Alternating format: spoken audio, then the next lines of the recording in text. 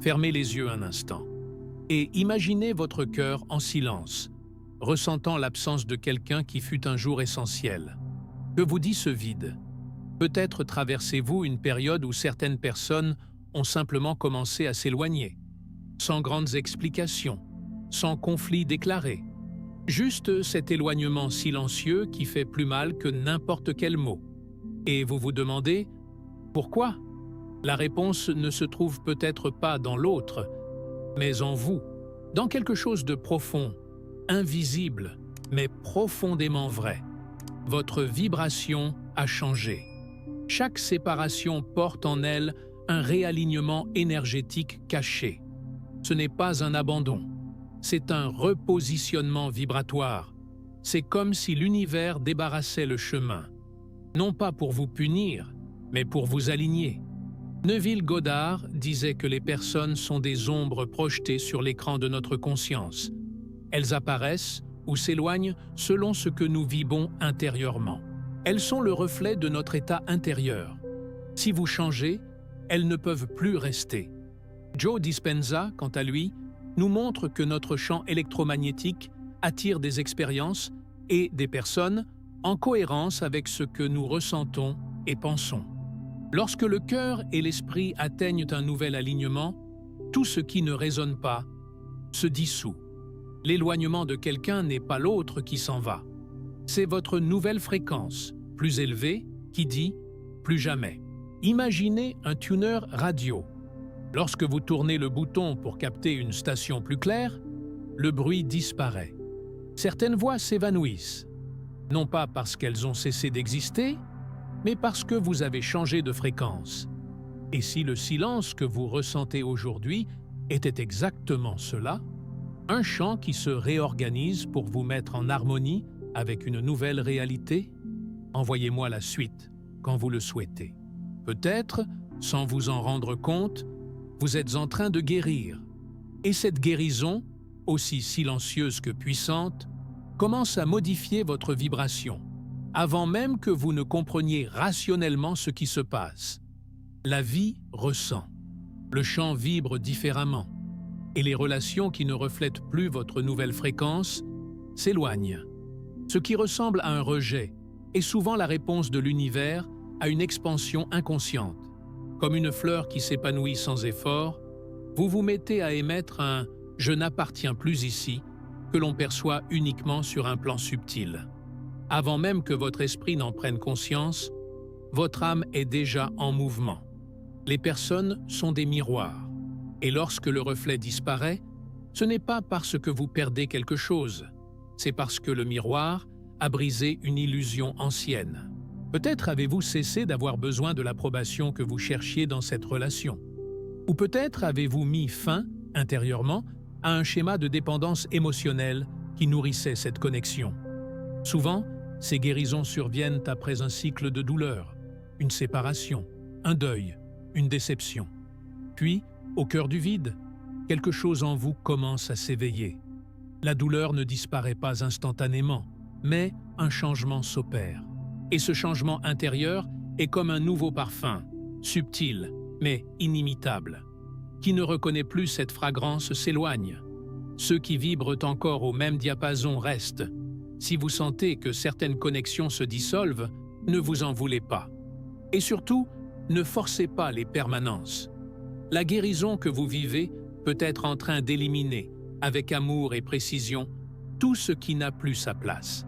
Et si l'éloignement que vous traversez aujourd'hui était, en réalité, une libération déguisée?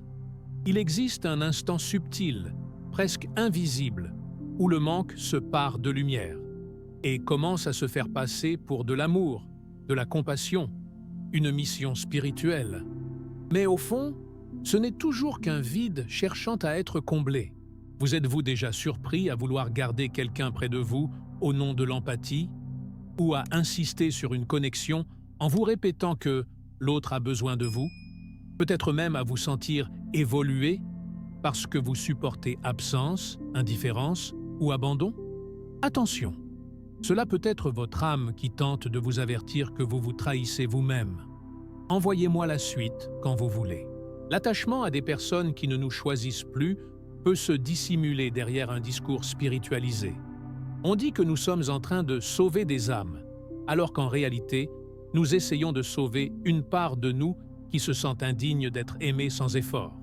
La mission de guérir l'autre peut être une fuite subtile de soi-même, car tant que nous fixons la douleur de l'autre, nous évitons de regarder notre propre solitude. Tant que nous nous épuisons à convaincre quelqu'un de nous aimer, nous cessons d'aimer qui en a le plus besoin, nous-mêmes. Spirituellement, rester là où votre âme n'est plus est une forme d'auto-trahison. C'est comme s'acharner à arroser une plante déjà déracinée.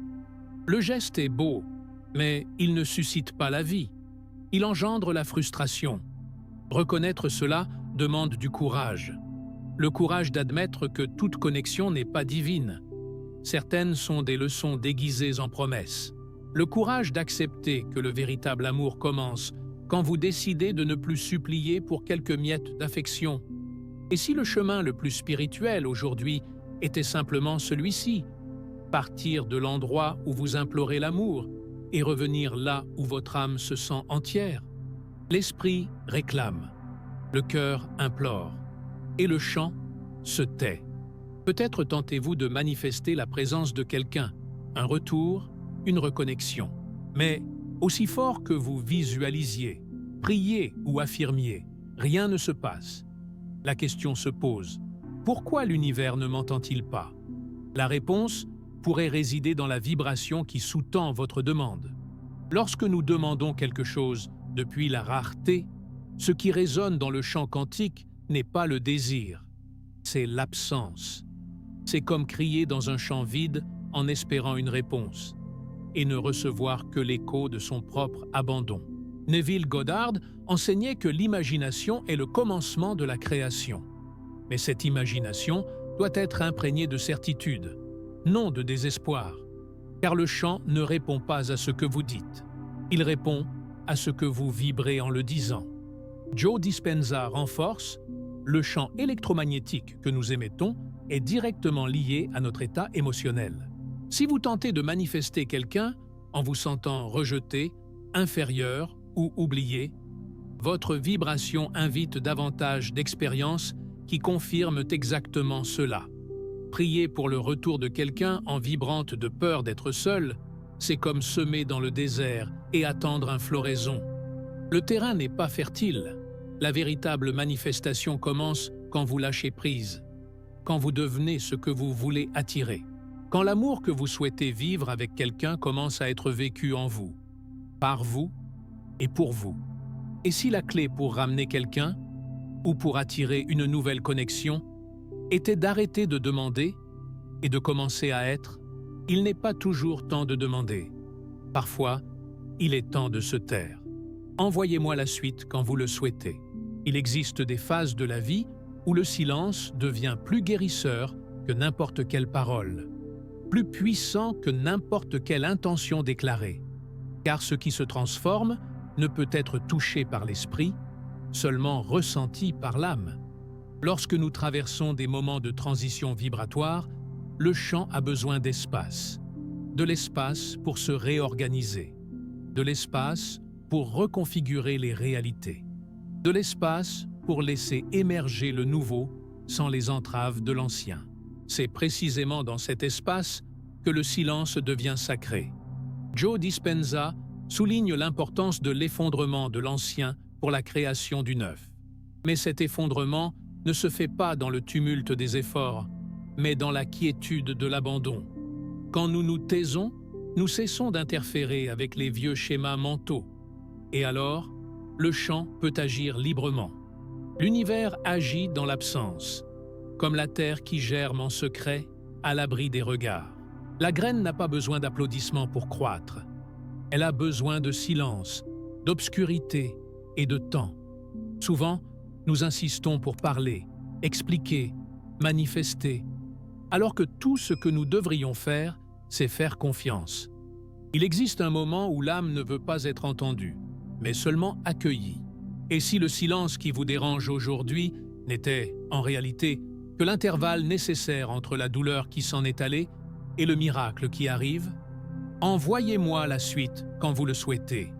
L'être humain se précipite pour combler les vides. À peine une personne s'en va, et nous en cherchons déjà une autre. Un silence s'installe, et nous le couvrons aussitôt de bruit. Mais le vide n'est pas une punition. C'est un champ fertile. Et tout champ fertile doit rester exposé avant de fleurir. Substituer une absence par n'importe quelle présence est un sabotage vibratoire. Souvent, dans l'élan de fuir la douleur, nous nous lançons dans des relations qui ne font que répéter les schémas que nous voulons laisser derrière nous. Les remplissages rapides sont presque toujours des répétitions déguisées. Le vide a une fonction spirituelle. Il est comme une pièce sombre, où l'âme repose, se réorganise et écoute ce que le monde extérieur ne peut lui dire. Lorsqu'il est respecté, ce vide prépare votre fréquence à quelque chose de plus aligné, de plus vrai, de plus cohérent avec ce que vous devenez. Bruce Lipton enseigne que nos cellules répondent à l'environnement. Et l'environnement de notre champ vibratoire, lorsqu'il traverse un changement, a besoin de temps pour se stabiliser. Combler l'espace avant de comprendre ce qu'il représente, c'est interrompre un accouchement avant terme. Chaque absence ouvre un nouveau champ de possibilités. Mais seuls celles et ceux qui acceptent l'inconfort du « je ne sais pas encore » accèdent au miracle du « maintenant je comprends ». Et si ce que vous appelez solitude était en réalité le berceau sacré d'une nouvelle version de vous-même? Il était une fois une femme qui croyait sa vie accomplie aux côtés de cet amour. Elle faisait des projets, rêvait d'un avenir, construisait des certitudes. Mais un jour, sans avertissement, il s'en alla. Il n'y eut ni trahison, ni dispute majeure, juste un éloignement silencieux, comme si quelque chose d'invisible l'avait emportée loin de là. Elle s'effondra.